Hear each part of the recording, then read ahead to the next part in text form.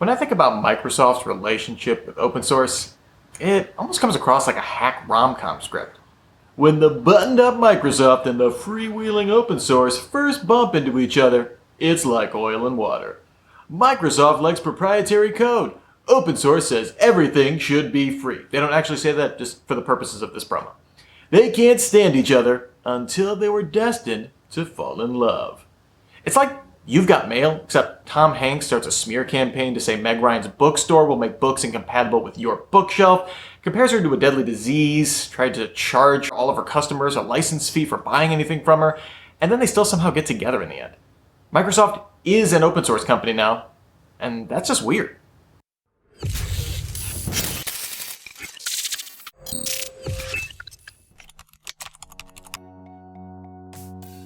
Now a 45-year-old company, it's no surprise that Microsoft carries a substantial amount of corporate image baggage. A lot of people have been following tech and IT for a while still conjure up images of an evil empire with Bill Gates or Steve Ballmer under a shadowy cloak dictating the proprietary future of computing. But the reality is, if you're only following IT for the last, 5 years or so, your perception of Microsoft might be completely different. To the point where the evil empire version of Microsoft seems, almost quaintly laughable. Nowhere is this more evident than in open source involvement. So let's dig into the history to find out why this shift is so bizarre to so many people. This isn't just recency bias or a reaction against Microsoft's dominance in the 90s. Microsoft has had this rap since virtually its founding. Microsoft began in the wake of some pretty big antitrust legislation against IBM, which forced Big Blue to unbundle its hardware and software. This opening resulted in a bevy of software companies popping up to address a new market. At this time, personal computers were in their infancy, with a burgeoning scene of hobbyists, not yet mass adoption.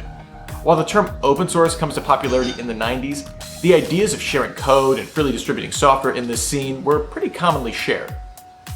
In 1976, Bill Gates wrote an open letter to the hobbyist community, sending it out to just about every major computer publication and club in the US.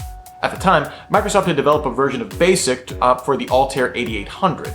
Gates expressed frustration to see so many hobbyists using it, while the royalty payments showed that less than 10% of Altair owners actually bought it. He went on to say that, quote, "As the majority of hobbyists must be aware, most of you steal our software, and that the thing you do is theft."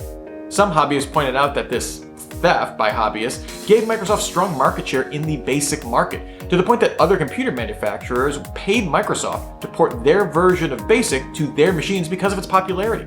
Effectively, they were saying Microsoft was directly benefiting from this theft, kind of a virtuous cycle.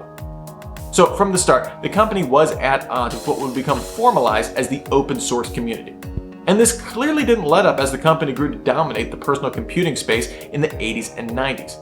This ascent was all based on pushing closed source proprietary code around its tentpoles of DOS, followed by Windows and Office.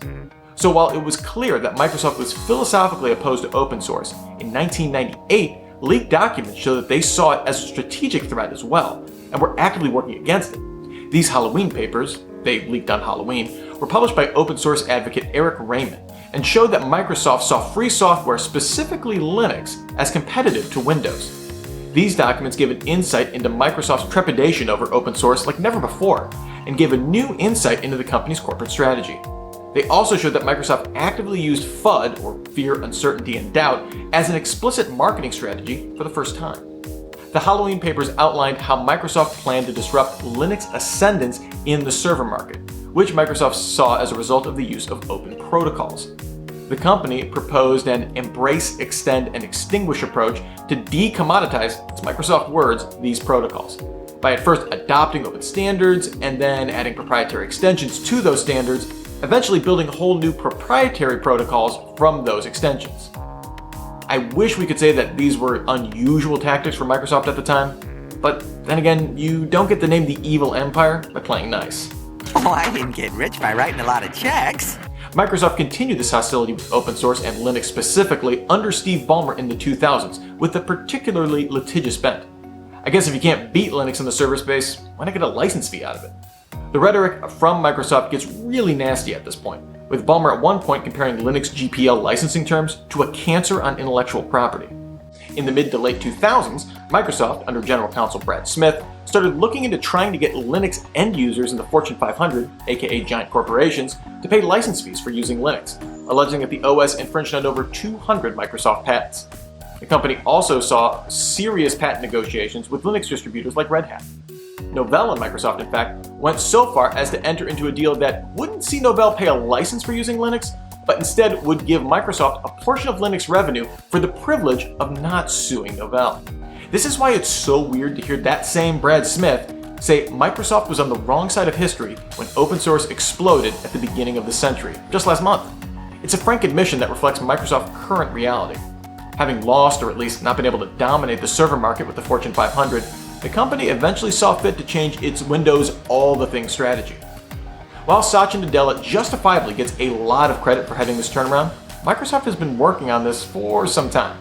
As early as 2008, Bill Gates reportedly advocated that Microsoft had to make the move to embrace open source. By 2012, the company was contributing to the once shunned Samba project and porting Node.js and Hadoop to Windows. Of course, Nadella's Microsoft has hit the gas since then, becoming a prominent Linux developer for Android, shifting to a services-focused business model, becoming one of the largest open source contributors overall across a variety of projects, and shipping a flipping Linux subsystem on Windows.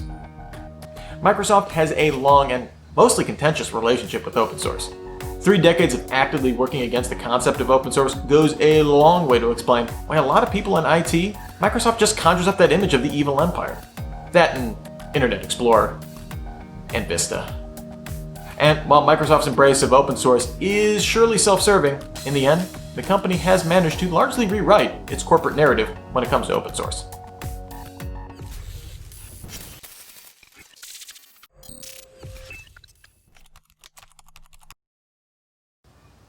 Hey, that's just about it for Checksum. Be sure to like this video and subscribe to Gestalt IT on YouTube for these and other great videos. And let us know, is Microsoft still the evil empire in your book, or is that all in the corporate rear view? Can't wait to hear from you. Talk to you next time.